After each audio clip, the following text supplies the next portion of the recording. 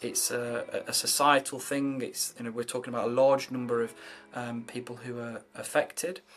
and it can impact, for many people, how they feel about their own response to challenge. And this is something that I've had some success with as well, working with FE students who are going through that resit process. It might be that they go into college, they're doing some qualifications, but they're picking up maths as a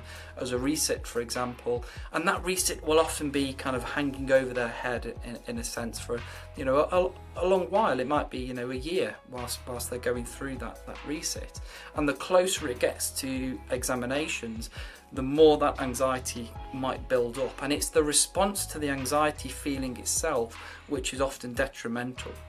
And this is something that we're starting to see more and more of now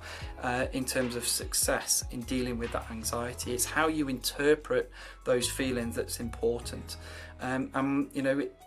think when we're talking about a younger population as well, which we typically are when we think about resits,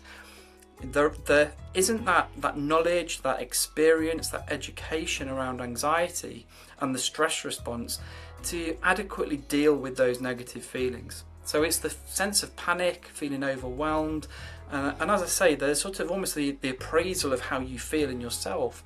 that creates the problems. So, some of the success I've had has really been talking through that stress response, the way in which our nervous system, operates, the way in which we might automatically appraise certain situations, and the way in which we might respond physically, emotionally, cognitively, and understanding that, and sometimes understanding the benefits of how we respond to a stressful event and a challenging event. Because of course, if you failed something previously, the next time you face that challenge, you might experience it in a similar way to before, because you've already experienced a negative event. So if we can reframe sometimes how we experience arousal and that sort of human stress response, if we can reframe it as something that's beneficial, actually, at least in a temporary way, for the sake of an hour or a 2-hour exam, we can kind of cope with and deal with those feelings a little bit better. Okay, so I think there's a lot to be said, and it's early days in terms of that mathematics context. But the more research we can do around that, I think the better, because there is